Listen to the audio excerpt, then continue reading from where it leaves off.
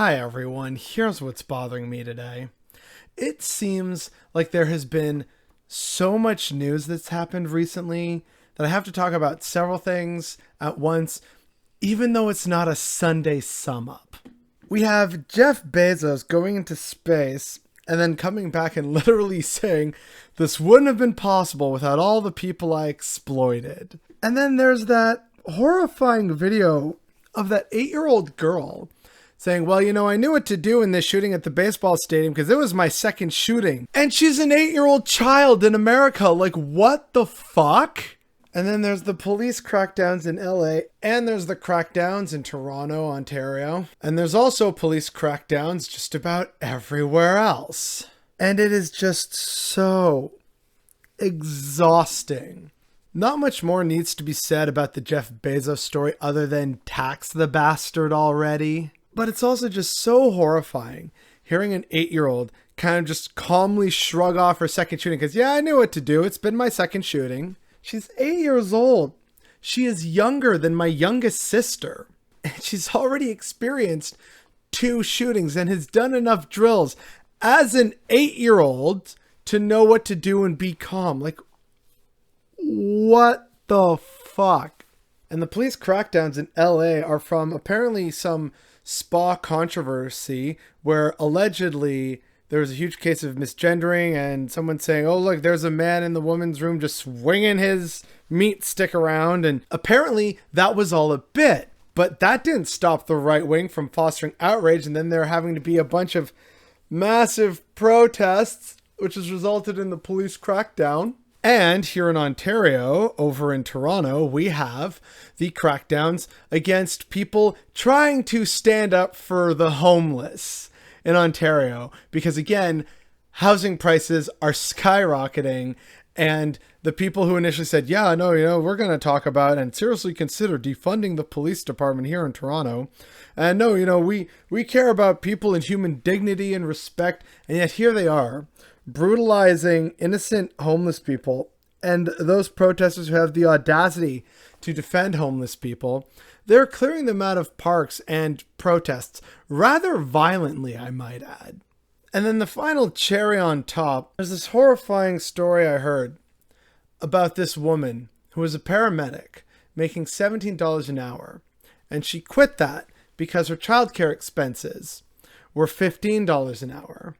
And so according to the person making the post, this woman was now driving for Uber Eats with her kid in the back seat. And as the original person who posted that said, maybe we really effed this whole society thing up. And a casual glance around, yeah. Which then begs the question, and I guess this is the root of what's bothering me today. How did we let it get this bad? Why did we let it get this bad? And then how do we fix it? Now, actually, the fix is theoretically pretty simple. You tax Jeff Bezos and every other billionaire in existence.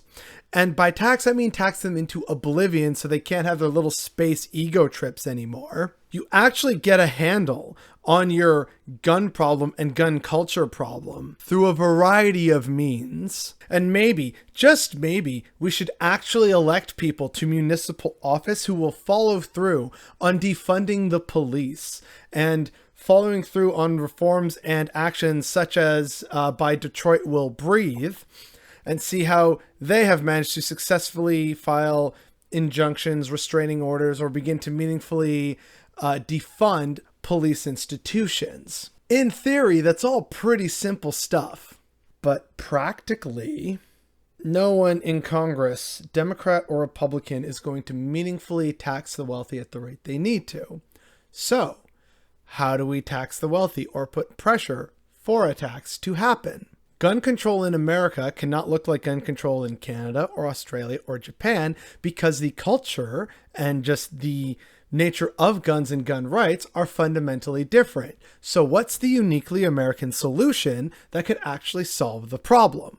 The police crackdowns in LA, again, talking about defunding the police, Yeah, we can do that by actually electing municipal people who will actually do this and follow through on it. But you can also look to groups like Detroit Will Breathe for ideas on how to move forward, how to create community grassroots organization, and file court injunctions against the police themselves. Also, if people are strongly peddling misinformation that leads to protests and like faux outrage and it's all been blown out of proportion, force them to do retractions. And then that begs the question, how do we force retractions? These are all questions more people and more leftists should be asking ourselves. And if we ask them within our communities, we may find a variety of different answers, and some might work, some might not work. But it's important to actually get the ball rolling, because after a year of protests against, greed, inequality, police brutality, and thus defunding the police, we have had over a year of doing what we've currently been doing, and it hasn't really worked on a large scale. So maybe we need to revisit our methodology. I am so tired of seeing day after day, terrible problem after terrible problem, and clearly seeing how all of us recognize it's bad and it's a problem. And yet it seems like we're not all working together to try and fundamentally fix it or address the problem. Whether that's through electoralism, through direct action, through legal action, whatever the potential various actions may be, it just seems like we're spinning our wheels. And I really hate that feeling. And that is what's bothering me today.